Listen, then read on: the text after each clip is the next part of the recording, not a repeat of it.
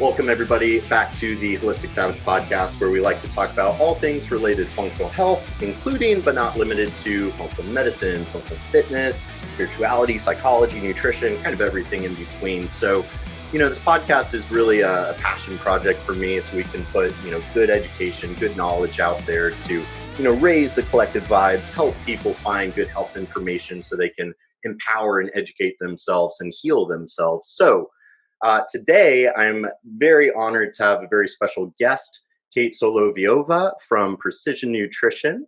Kate, how are you doing today? I'm good, Brendan. Thanks so much for having me. Absolutely. I appreciate you taking the time out of your busy schedule. So I'm going to set the stage a little bit here because, I have to set the stage. Otherwise, it doesn't make sense where, a lot of my followers or people that listen to my podcast, I think they kind of associate me mostly with kind of the functional medicine space. But what a lot of my more regular followers know is my background is in fitness and nutrition coaching. And I'm kind of one of those guys that I really came up through the functional fitness and nutrition space. And actually, precision nutrition level 1 was the very first certification I ever did. I did my NASM, I did my PN1. I was in the first ever PN2 public class, which I thought was an amazing program. And as I then really steered hard more into kind of the functional lab testing and functional medicine space, in a way, it dawned on me that I felt like I was taking some of my coaching skills and my background almost for granted. I almost kind of assumed, like, yeah, everybody has like great behavior modification, client centered coaching skills.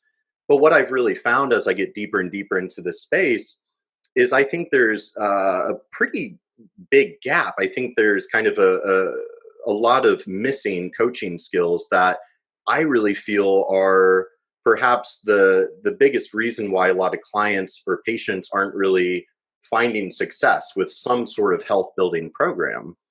And further, there's so many new kind of certifications popping up in left and right. But I have so many students and peers that come to me like, well, Brendan, I want to get started in the industry. Well, what do you recommend as a starting point? And precision nutrition has always been just my first recommendation. So, Kate, I'd love to start this conversation by hearing a little bit about what your role is with precision nutrition. Yeah, great question. So I started with PN a number of years ago. Actually, I found PN as a client. One overlap between probably me and functional medicine, or all things holistic, if you will. I started doing yoga many years ago now, and I really got into it. It ended up probably being my very first movement practice. It was the first thing I've ever done very consistently, very intensely on a very regular basis. And I ended up doing my yoga teacher training and teaching yoga for a number of years. I went to India for 6 months to study yoga and travel. And it was probably one of the most amazing things I've ever done. But the one downside of that trip is that I came back significantly heavier than I left. And Indian food and rice and bread and rice were not super kind to me. So when I came back, I really just felt out of touch with my body. I didn't feel at home in my skin.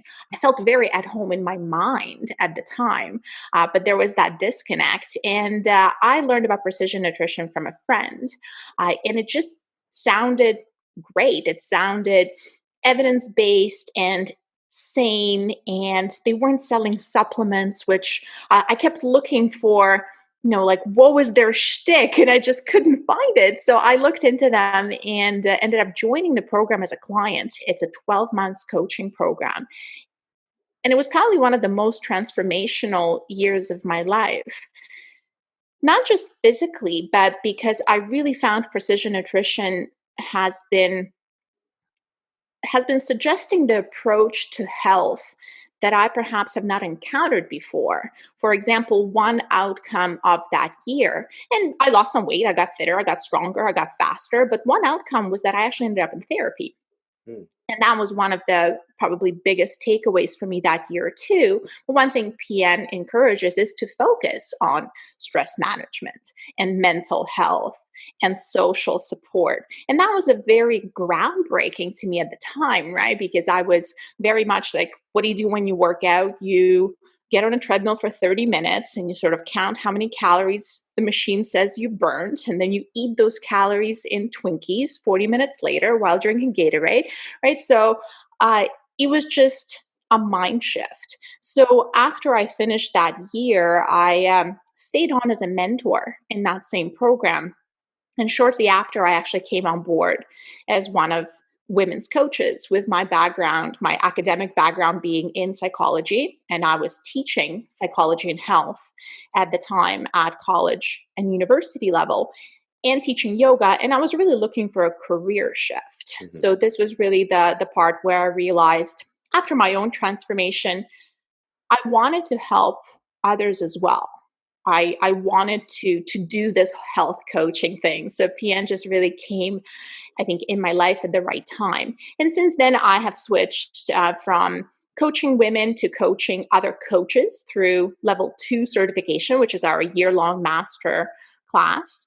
And since then have switched roles yet again. And now I kind of joke that my job at PN can probably best described by the new Facebook emoji that you have seen. It's the care huggy Mm. emoji. So I am now the director of community engagement, which really just means I look after all the PN communities for our coaches and make connections and build relationships with the coaches and help coaches build those connections and relationships amongst themselves. Oh, that's amazing. Thanks for sharing that. I remember in our email thread to set this up, somebody had mentioned something about, kind of being the queen of the hugs and all of that. And I was like, That's me. I love it. I love it. And I love everything you said there, where for one thing, actually, I was just talking to my sister and a client this past weekend separately, but they had both been living in Philippines and Thailand and over there. And both very health and fitness conscious, but they both were kind of expressing the same thing of, the food availability and maybe not like coming back to the States and dropping weight because they had a little bit more influence with their diet. But what a transformative experience, I'm sure, though, in the amount of mindfulness and kind of inner connection that you probably developed through that. Yeah, it was amazing, and I think India is it's a very powerful country, powerful in terms of energy. Usually, when I talk to fellow travelers, folks either strongly connect with it or they strongly do not connect with it. And I Hmm. loved it. I absolutely loved it. Just the vibe of Yeah. it, and the culture and the people were amazing. Absolutely. Well, and so I love, your journey with precision nutrition. I can totally see how your background is perfect for what precision nutrition is all about. And to your point, again, since I started my career with PN and everything, or at least the credentials, that was just kind of my backbone. But I have over, gosh, I've been doing my thing for like 10 years now. I don't feel old enough to say I've been doing anything for 10 years, but here we are. And I've definitely found that there really is, I haven't seen anything else that compares. And what I think precision nutrition does extremely well is, for one thing, they are teaching, very scientifically sound, science, right? They're teaching, textbook physiology, biochemistry. So you have that strong scientific understanding. But then I like how, rather than focusing on, how can we biohack or how can we modulate this pathway or whatever, it's like, okay, that's cool, like acetyl CoA, whatever. Let's look at all that. But now let's zoom out. Like, what actually matters? How do we actually move the needle? How do we change your behaviors? How do we change that day-to-day routine, which is actually going to lead to results?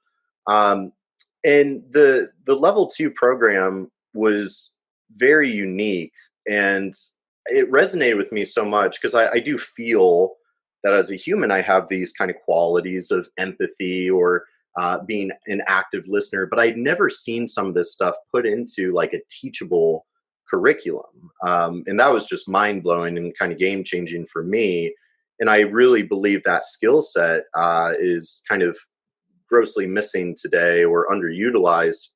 And something that I see in my space a lot is, people, consumers, clients, it's almost like they would much rather, go run a bunch of lab testing to kind of have like something external to self to sort of point the finger at, like, it's not really my fault that I'm not getting results. It's because I have this gluten intolerance, or I have this, infection, whatever it is that lab test might be suggesting.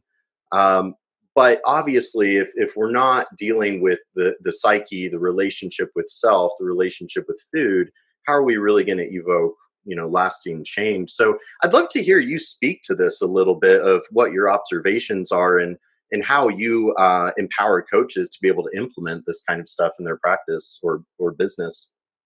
Yeah, I think you made a very astute observation just about the style of information that precision nutrition offers, because I think it is geared very much towards, I hate to say normal people, right? But normal people, because again, like you can measure HRV and test your poop if that's your thing. That's awesome, right? Like high five. You probably live in San Francisco, right? And you go to quantify self meetups, and that's awesome, right? If that's your thing.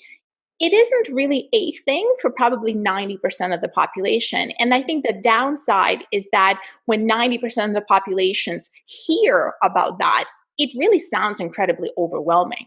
Mhm. It's, where do I begin? Like, should I also be testing my poop, right? And it's like, where do I start? You need all these gadgets and Fitbits, and there are these data trackers coming out of the wazoo, right? Like, we're plugged in, and where the vast majority of us would probably just simply do well by tapping into our hunger cues, for Mhm. example, right? Like uh, I had an exchange with a friend that made me giggle last week, because she mentioned that she had some of her best sleep after her acupuncture appointment, as indicated by her data tracker. So in the morning, her data tracker has informed her that her sleep recovery score was in the 90s, right? And I said, that's so cool. I actually had some of the best sleep too, because I had an acupuncture appointment that same week. She's like, oh, like, what did you use? Fitbit? Like, how did you know? And I said, no, subjective perception. You ever heard of it, right? And we kind of both laughed, but I think there is something there where the data trackers, like all the information that is given to us, at least theoretically, should not really be telling us anything that we don't already know. Mhm. Right? Like, ooh, your sleep was crap last night.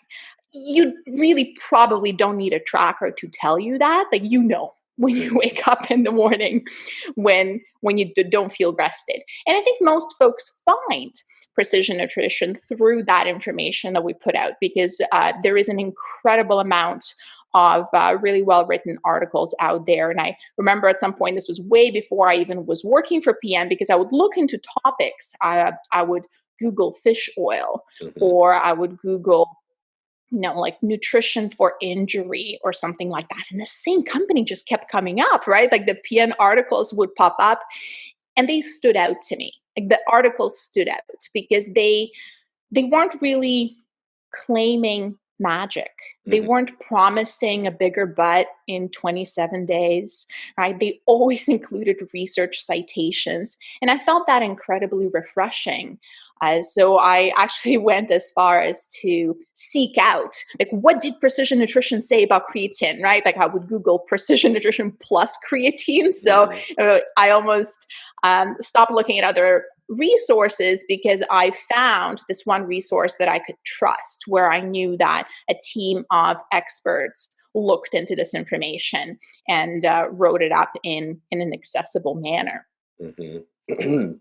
Yeah, the precision nutrition blog is legendary. Like, there's some amazing articles on there, and some amazing authors and figures, guests, guest bloggers and whatnot. So I that totally resonated with me. It's like, yeah, that was like my early career. I was just scouring everything I could eat up.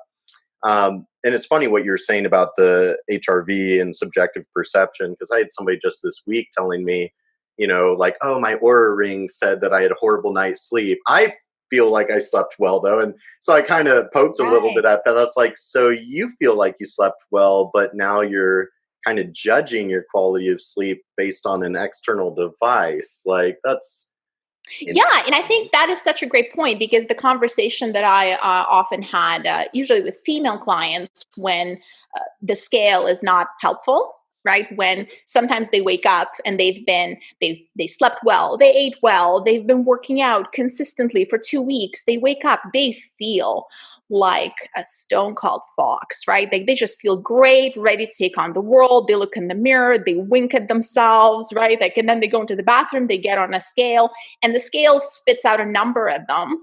yeah.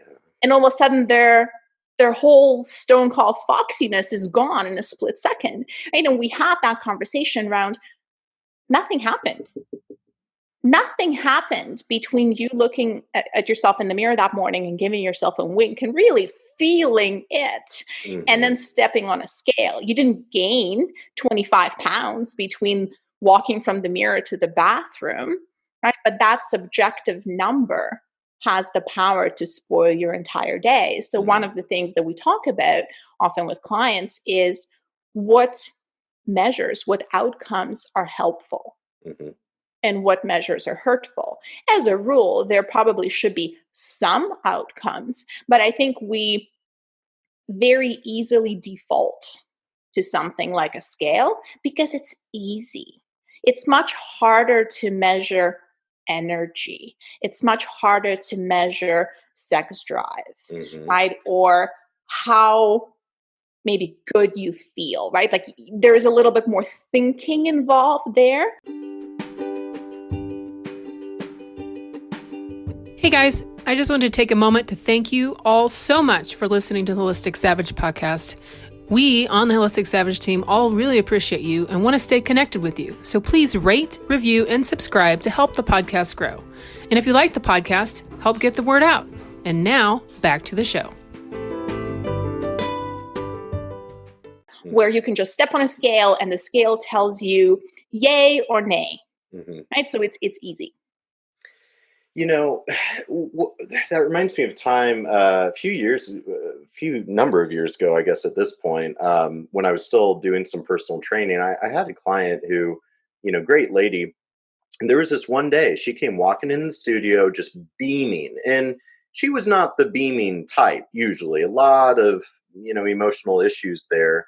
But she was just beaming. I've had a great day. I feel so good. And we hadn't been stepping on the scale at all, as part of her coaching, because we had determined like it's not serving you. It's kind of destructive.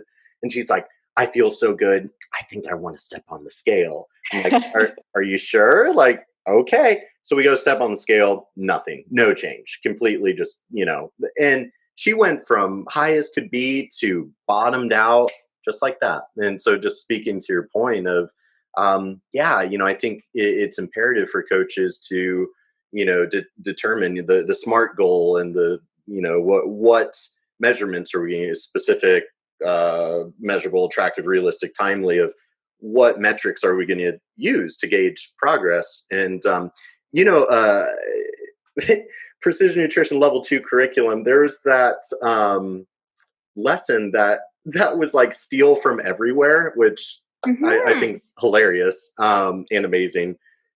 But I, to this day, have been using, there's like that circle of life exercise that you guys have where it's this beautiful pie chart and it goes over kind of these, physical measurements, if you will, and your social life, your work life, your, all these different aspects to make up kind of all the areas of your life. And you can shade it in of how satisfied you are.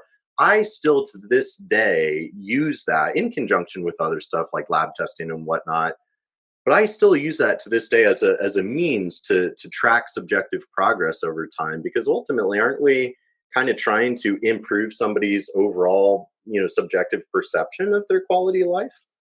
Yeah, I think that's a great point. And what you describe in the Wheel of Life is an exercise I use almost with all of my clients when we start working together. So we can kind of get a sense of the baseline. Like, let's take a look at where your wheel is limping. Mm-hmm. And then we talk about where they want to begin. And this is a similar concept to the concept of deep health that we talk about at Precision Nutrition, that health is not just one thing. Health is not a six pack or muscles or great blood work, but rather it's multiple aspects, right? It's a complex concept that includes emotional aspect, physical aspect, environmental, mental, existential, relational. And I think if you talk to anyone who really went far out on one aspect of their deep health, they can tell you that often other aspects suffer. Like you ask any bodybuilder prepping for a show and ask them how's their emotional health doing in the last few weeks prepping for a show, right? Or how their social health is doing. They're not going out, they're not seeing friends, right? Like they're kind of on the edge, they're angry, they're grumpy because they haven't seen a carb in 6 weeks, right? So and again, like that's very much it's worthwhile in that context. But for most people, we are looking to strike a balance of sorts. And usually one thing I say to my clients, you can do anything for limited amount of time. Like you want to burn candle at both ends because you're working on a launch or you're working to start your company, or, let's talk about mothers of newborns, right? Like this is all out, but for a period of time. And there's got to be that light at the end of the tunnel. Like there's got to be the end. I think John Berardi uses the example of burners. Like you can't have all the burners going on high all the time, but rather you dial up and dial down. Something is simmering, something is higher heat. What are you focusing right now? And if I have a client that comes to me and we look at their wheel of life and everything sucks, everything, we still talk about, well, where do you want to start? And if they don't have input, and sometimes they don't because everything truly sucks, then this is where I suggest to start with the physical health, just because it has such an impact on everything else. Like it's an easy start because in some ways we can grab a whole bunch of low-hanging fruit there and collect a bunch of easy wins. And nothing motivates as wins. Like you just start, like it's like a video game, right? Like you collect little coins as you run around, and easy wins generate bigger wins, and then you're even more motivated to keep changing. Man, I'm having so much fun already because, it's not too often I get to talk about all this stuff because I just heard the low hanging fruit, and I'm like, big Kahuna, low hanging fruit. What do we feel like today? And speak. Yeah, I love that. But I do. I think that circle of life exercise is amazing because we can really see what areas are suffering, and we only have so much time, so much energy, so much money to devote to any given aspect of our life. So I do think it's crucial for coaches and health professionals to work with the client rather, than being kind of a dictator, crack the whip sort of thing of, like you said, where do you want to start? And hey, sometimes they might feel really motivated. Let's maybe try fishing for that big kahuna versus, hey, a little fatigue, a little worn out, feeling a little disheartened. Why don't we pick some kind of low hanging fruit along the way? And something, that I always found rather difficult, I think we both recognize today's world is so high speed, information overload, paralysis by analysis, kind of this addiction to instant gratification, which you guys have a great lesson about delayed gratification and the serotonin response and whatnot. But I am curious to hear you speak to, navigating when, I think a lot of coaches and professionals might resonate with this, where there's so many professionals that are striving to build their independent entrepreneurial clientele book of business. And I think that's a challenge by itself and enough, just building a business or building a clientele. But I think there's a certain amount of pressure on coaches to instantly satisfy the client. The client's paying good money, however much per hour, whatever it is. And of course, the client might be coming in with this sort of instant gratification mindset. But I think a really good coach, it's going to be their job to sort of check that a little bit of like, hey, I understand you want instant gratification, but so I'd love to hear you speak to like, how do you work with kind of reeling somebody in of like, all right, well, we can't just do the instant gratification, or almost like holding their attention and focus with this more slower intentional behavior modification. Yeah, that's a tough one because I think a lot of clients that I end up working with, and a lot of clients that work with precision nutrition in various contexts, are coming from the quick fixes. And it can be very difficult to tolerate slow rates of Hmm. weight loss, slow rates of weight gain, like whatever your goals are, when you have previously dropped 12 pounds in 12 days. So what can be really useful in those cases is simply talking about their past experience. Like it's a bit of a motivational interviewing conversation where you ask open-ended questions simply to lead the clients to their own conclusion. Because as a Hmm. coach, you probably have your suspicions. They're working with you for a reason. They have done the grapefruit diet, the cabbage soup diet, the Weight Watchers, whatever else. And here they are working with you. So, I mean, clients are probably not going to come to me if they're looking to lose 20 pounds in 20 days. That's just not my jam. And I think after a while, you establish your own brand, if you will. Like folks know what they will find with you. So if you are the coach who is on that longer term behavioral modification train, what you do is habit based, I would imagine that that is part of your marketing, part of your message, part of your content, part of your initial consult. So it shouldn't be a huge shock to a client by the time they actually start working with you that you're not giving them a severely calorie restricted meal plan. Like, they should know that already. However, after working with you for 2 weeks, 3 weeks, 4 weeks, they might be getting a little itchy because this is the point at which they would have lost 5 pounds last time they ate nothing but beef, right, Hmm. for 10 days. And all of a sudden, this is not happening. So the conversation I usually have is like, well, hey, tell me last time you were seeing faster rates of weight loss. And they will say something like, well, when I did Weight Watchers, I lost, 7 pounds in 7 days.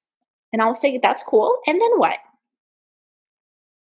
How long did that last? And they say, well, that went on for 2 weeks. All right. And then what happened? Well, and then I probably fell off the wagon and I rebounded and I tried something else a month later. So we kind of have that conversation with them. And notice the difference is there. I'm not telling them that, but I probably know that story. And I'm asking them the question to elicit that story from themselves. So from the point of behavioral modification, words have just so much power, so much more power when they come out of our own mouth.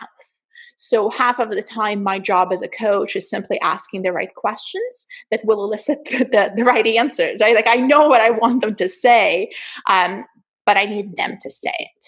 And this is where that little aha moment goes off where they kind of mope a little bit. They're like, I know what you're trying to do. I'm like, what?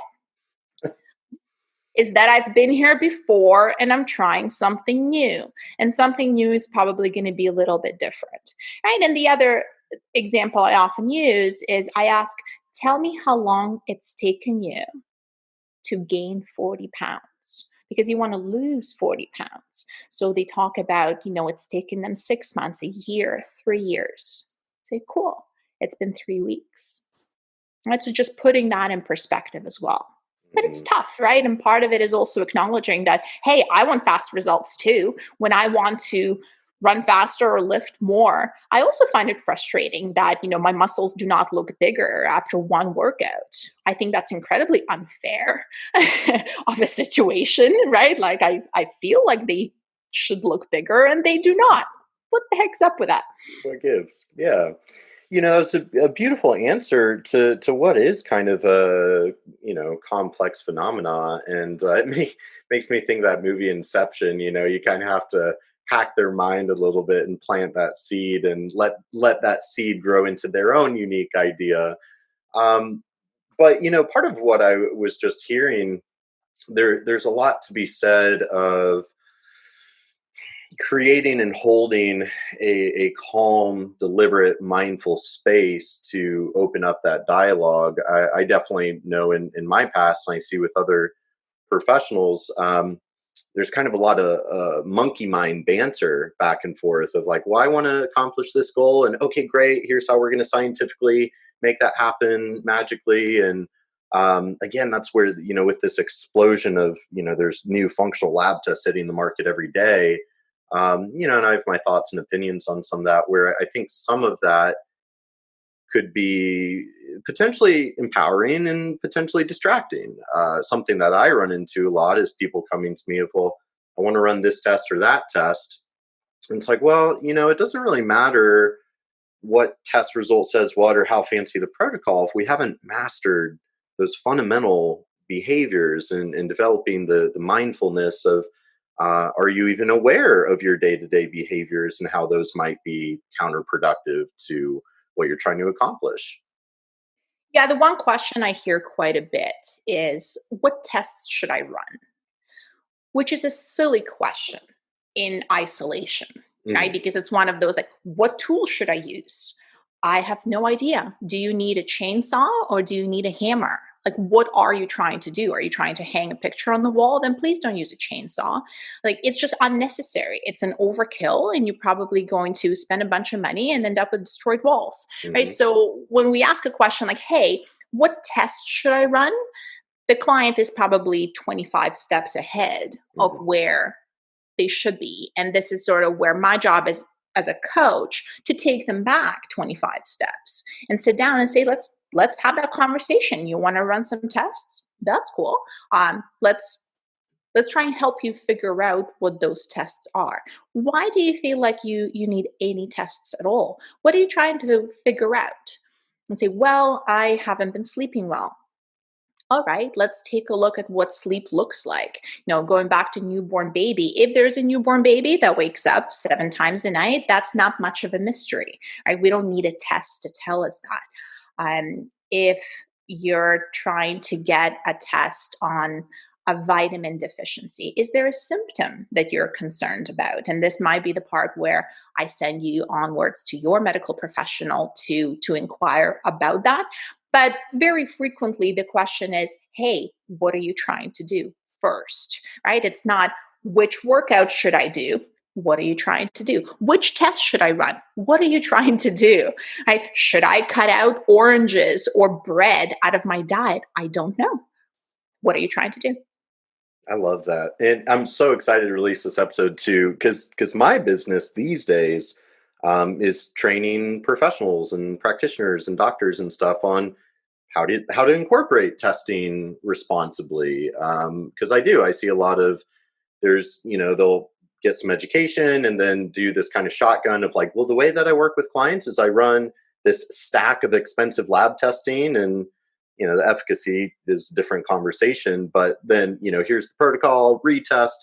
But that's exactly it. Like, I couldn't agree with that more of like, okay, well, why do you want this data? What is this data going to do for you? How is that going to change either what the professional is going to recommend or what the client then chooses to do? And I loved I might have to borrow that about the chainsaw. Well, you're going to waste a lot of money and have torn up walls. I love that. And I think it's so true.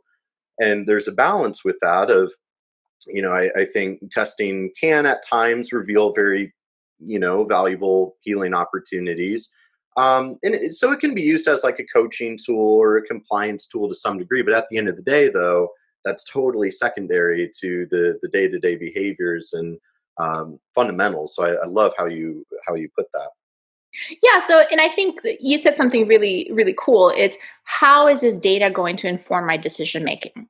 I think is very important to consider, right? So because I remember doing a 23andMe test years ago now, and there's a section there, at least there was at a time, that was asking you whether you wanted to find out, something Alzheimer's disease, right? It's like you actually specifically had to agree to that information. And I paused for a second because I remember thinking, well, am I curious? Yes or no? Sure, I was curious. I have Alzheimer's disease in my family, so it's very likely that I would have the whatever genetic makeup that makes it slightly more likely. But one question I was asking is, if it is a yay, then what? Like, what would I do differently? And the reason was nothing, because I know what the general consensus is currently in terms of preventing Alzheimer's disease to the best of our knowledge. And what it is, it's actually very consistent with preventing any other chronic condition. It's the same as preventing cancer and heart disease. It's regular physical movement, and it's eating mostly a diet of whole foods. And we're kind of back to deep health. Mm-hmm.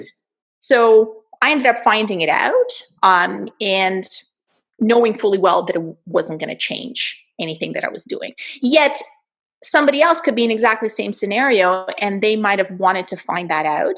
And maybe finding out that they were more susceptible to a particular condition would have been the wake-up call that they knew they needed, because they needed that change in their lifestyle.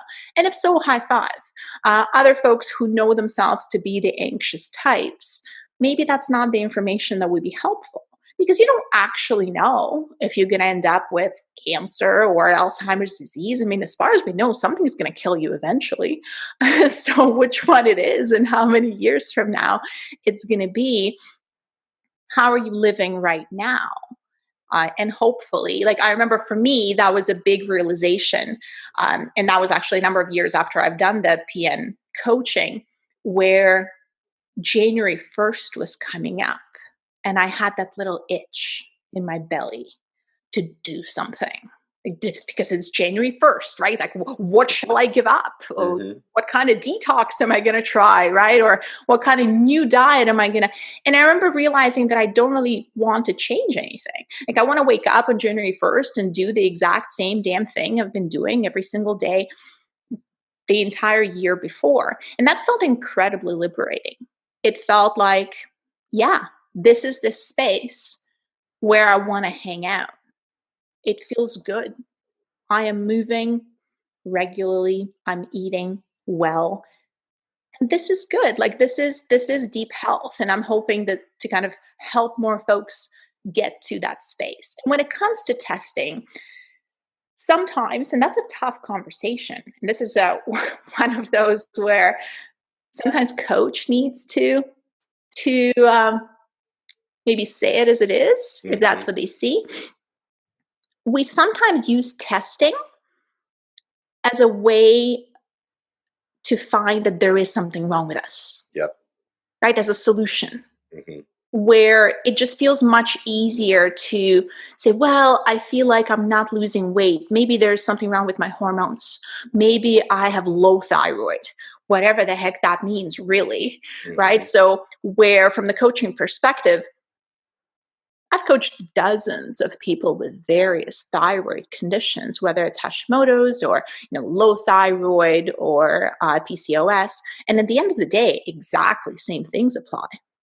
Exactly same things apply. Sometimes consistency needs to be higher. Mm-hmm. It's true. Where most folks may get away with 80% consistency, really just hitting things, 8 times out of 10. And for somebody with a thyroid condition, they might need to shoot for 9, 9.5, really, to get those same results. But they are the same results. But it's hard work. Mm-hmm. And it's much easier to say, well, instead, I'm going to see my doctor, but my doctor didn't find anything wrong with me. So I'm going to go see a functional doctor, an osteopath, and a naturopath, and an acupuncturist, and a nutritionist, and a dietitian. And off you bounce from one practitioner to the next until you find one who finds something wrong with you. Yeah. Yeah. Ooh, yes. Okay, we're into it now. I loved what you were saying about the 23andMe and the genetics, because I did the same thing. I did that test back in the day, and I referred to exactly that.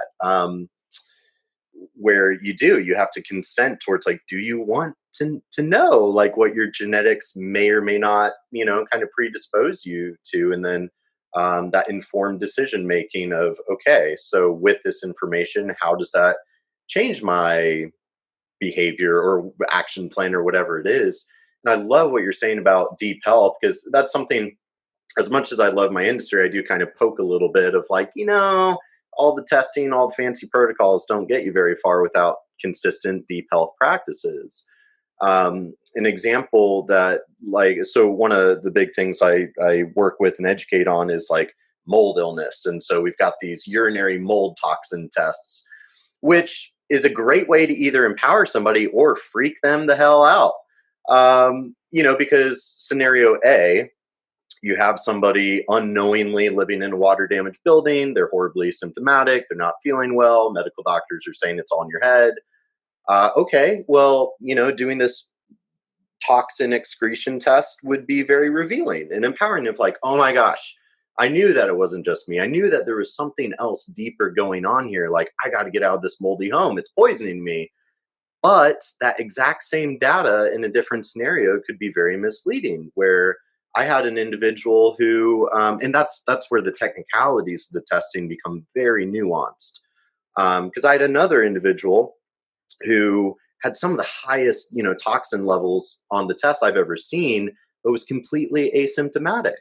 So, is that data, oh my gosh, like, look how sick and then they start kind of thinking themselves into sort of an illness. But you made a very important point. That's something I've been blabbering about for a minute now, where I am seeing a lot of kind of this sort of window shopping, bouncing from professional, practitioner, just like you said. And it's like, it feels as if they are just searching for that professional that's going to tell them what they want to hear for their own kind of confirmation bias of, no, it's not because I'm not managing my stress or eating whole foods consistently or moving my body or practicing positive psychology.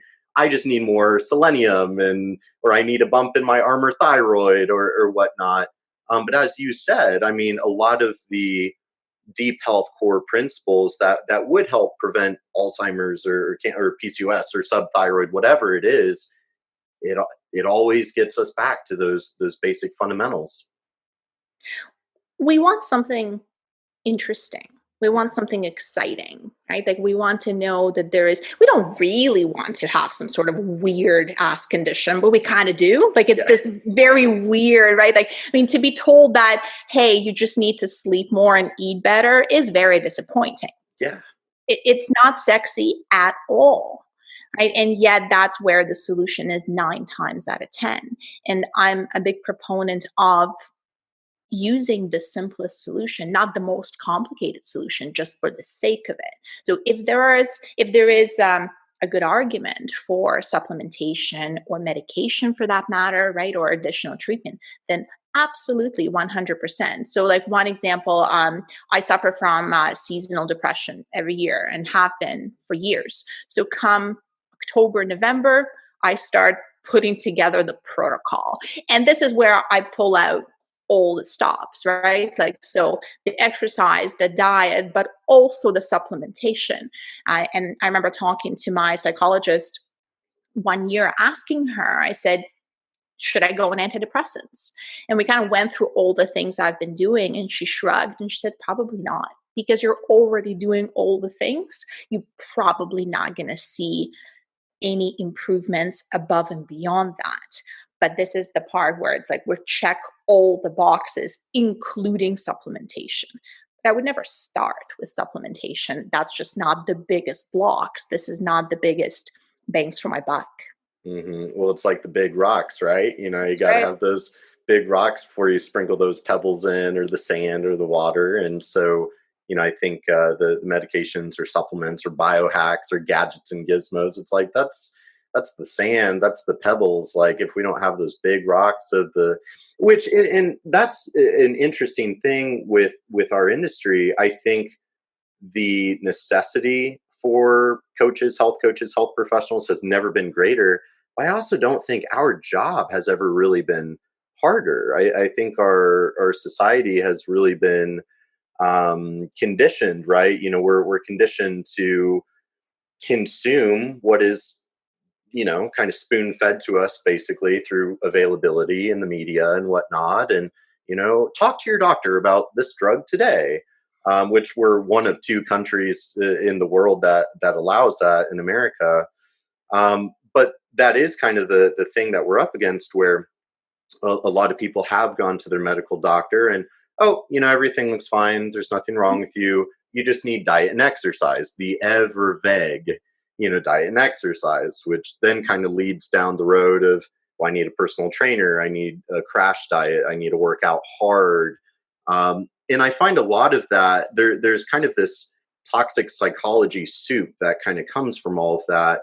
A lot of, the source of motivation to begin some sort of health building program is usually out of a place of kind of self-loathing, right? Like I'm not good enough. I don't like myself. I don't like how I feel. And I don't think a kind of negative self-perception is ever going to be like adequate fuel for the fire of growth. So I think we as coaches have to do a lot around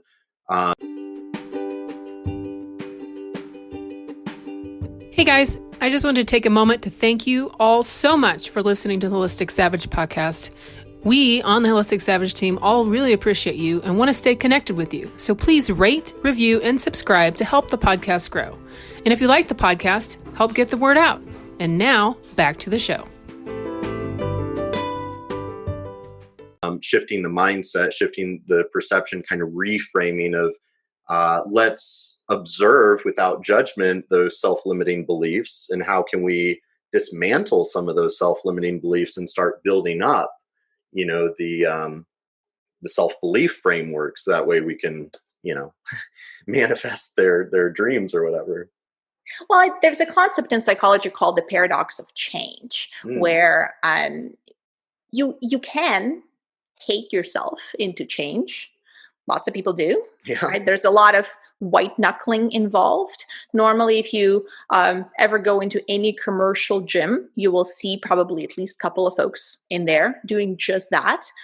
The way to tell those folks apart is that they're on the same cardio machine every single time you go there. They do exactly 20 minutes, 5 days a week. They hate every single minute that they're on it, right? But they're doing it because it's quote unquote good for them. I've always questioned that approach because I don't know how good it is for you truly to be doing something that you hate, honestly, right? So, and there is that paradox where, yes, we can hate ourselves into change, but we can't really do it for a very long amount of time, nor does it feel very good during. Mm-hmm. It's just not a good feeling. And instead, and that's what the paradox of change refers to, is the more we accept ourselves the way we are, the more likely we are actually to change, which is mind-blowing if you think about it. Like if I want to become healthier, or if I want to, I'm a scrawny guy who wants to gain weight, it's actually me working on accepting myself as I am today and rocking that allows me to become more flexible in whether I want to change or not, rather than kind of like, this is horrible, you're disgusting, do this, right? The screamy, yelly approach based on self-loathing. Yeah, and I think creating that space to see what comes up and be able to observe that, to observe those patterns, so then you can kind of create that. It's like a brain disruption, a behavior disruption of, and that's what I think is really cool about psychology and neuroscience and like neuroplasticity, where we're starting to kind of learn a little bit more about the brain of like it's kind of like the muscle. Like we can train these neural networks to some degree of. One of my friends is a really great psychologist, And, that's something she's big on with kind of the more classic trauma therapy of, well, if we're trying to work somebody out of trauma, maybe we shouldn't always go and dwell in that kind of dark, negative, like reliving, re-experiencing, because it's kind of just like reinforcing those neural networks, kind of reinforcing those limiting beliefs. Whereas maybe if we spent more time kind of creating this new narrative and this new reframe that's a little bit more from a place of acceptance and love and compassion. Yeah, I have conversations with clients sometimes working on identifying who says that, right? Like Mm, whose voice is it? Which sounds a little bit woo-woo, but it's just when you get kind of into that deep coaching conversation and you all of a sudden get a lot of hate back, right? Like on themselves, where they call themselves out and call themselves names. And I pause and I ask, just as a person, these things that you just said about yourself, you're disgusting, you're a failure. Would a kind person say that to someone? And they say, no, of course not. And I say, well, based on everything I know about you, you're actually a very kind person. Are you not? They say, yeah. I say, I think all of your friends, if I asked, they would actually describe you as kind, caring, considerate. And they would say, yeah, absolutely. All my friends would tell you that. So if a kind person would not say those things, you are a kind person and you just said all those things. I'm going to go out on a limb here and just assume that these things you said, they're not yours. You're not the one saying them. Somebody else is saying it, and I'm curious who that is. mm, It's an interesting one because this is where folks often start crying, hmm right? It's tough because this is where trauma can come out, Yeah. or really, really tough relationship can come out, where parents often come up, primary caregivers come up, right? Like, that's my mom. My hmm mom has always said that, or my dad has always said that. That's, never good enough, or look at yourself. You have to do something about that. That's disgusting. Right? So, but it can be very helpful to demonstrate that separation, to help the client separate your inner voice from the other voices in your head.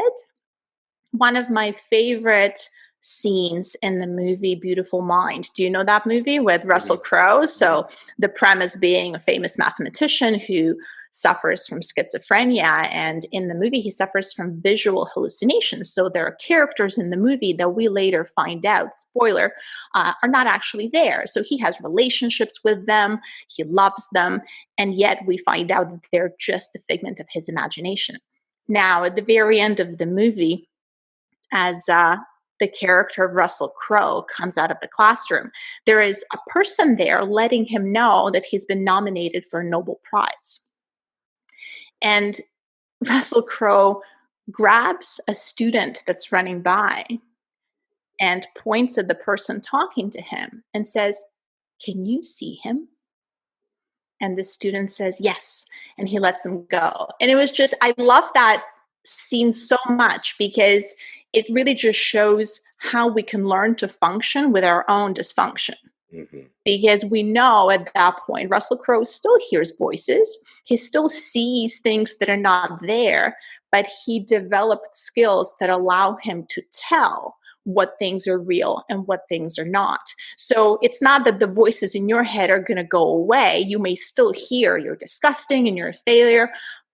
But once you call it out, once you become aware of the fact that that's not actually you, that can be incredibly liberating because you can say there's like, yeah, that's nice. I heard that before, right? Off I go doing my awesome thing, being my awesome self, blah, blah, blah, blah, blah, blah, blah. It's just kind of that noise in the background. You can learn to push it away. hmm That's extremely powerful. I love that so much, and it made me think of the 5 why exercise, which I've joked about before. It's like sometimes I got to stop at 4 whys because at 5 or 6 they start crying, and there's something to be said for that too. Of you have to develop that rapport and make them feel safe and heard and seen and understood. Because it's not until we create that safe space that I think people can become a little bit more vulnerable, and we see what kind of deep-seated emotional issues or trauma might kind of start bubbling to the surface a little bit. But man, I think that was such a powerful point in identifying those self-limiting narratives of like, well, no, whose voice is that really is. And it's like if professionals spent more time kind of pulling at the root cause of the psychological, we don't have to go fishing for the root cause of the physiological so much. Yeah, things fall into place oftentimes when we address the deep root causes, and I think folks in the functional medicine field know all that all too well, right? Because it's that like finding sometimes the missing block, and that missing block is sometimes or often not calcium, right? It could be something like I don't feel like I belong, or I just feel like I'm an imposter on a daily basis, right? Or I feel like I'm never good enough. It is often that story, and being able to at least start to begin to retell that story, I think can be very powerful. And I think it's interesting with the 5 whys because even in our coaching process, we often recommend that folks start with the 5 whys. But I think you're onto something where people may not be there yet with you in the very, very beginning to go super deep. So I actually really like revisiting this exercise a few months in, where we have built enough of rapport and enough of relationship to go even deeper, to go to the 5th why or the 6th if we need to that like really, really deep undercore. But I think it is valuable in the very beginning, because in the traditional health and fitness space, I personally find it incredibly unfortunate that we don't question weight loss goals, right? So when somebody comes to you and says, so what are you trying to do? I'm trying to lose 10 pounds. Cool, off we go. It's like, but why are you trying to lose 10 pounds? In order to what? So I can feel better about myself. Huh. Okay. And why do you think you feel better about yourself when you're 10 pounds lighter? And that's a harder question, because this is not a question that people, many women often don't ask themselves. I mean, I know I've talked to enough fellow coaches, and oftentimes women don't remember last time they haven't been trying to lose weight, which is incredibly broken if you think about it. Like you spend your entire life intentionally trying to change your body size, sometimes successfully, sometimes unsuccessfully. But remember talking to a colleague who said, hey, I realized recently I've been trying to lose 5 pounds my entire life, regardless of how much I weighed. So she would lose some weight. She would still be after losing 5 pounds. She would gain some weight. She would still be trying to lose 5 pounds. It was just that moving target. And it can be really distracting because all you're focused on is the scale. And this is part of where I often talk to my clients about bigger fish they have to fry than 5 pounds. And the numbers are often very specific and very arbitrary, because there is no person out there who's going to significantly change their deep health through 5 pounds, or even 15 for that matter, right? Like most of us can range 10, 20, 30 pounds in weight and be perfectly healthy and happy and functional in various ways. Now, chances are if you lose 100 pounds, you might notice quite a bit of change. You might get up from the floor easier, going down the stairs might be easier. But those folks are not that common in our practice, I would say, right? The vast majority that I know I've worked with, that I see, it's this like magical number that we're after, the magical pair of pants. And I know for me over time, my practice has evolved from that perspective to where Now, most of the time, I don't work with intentional weight loss.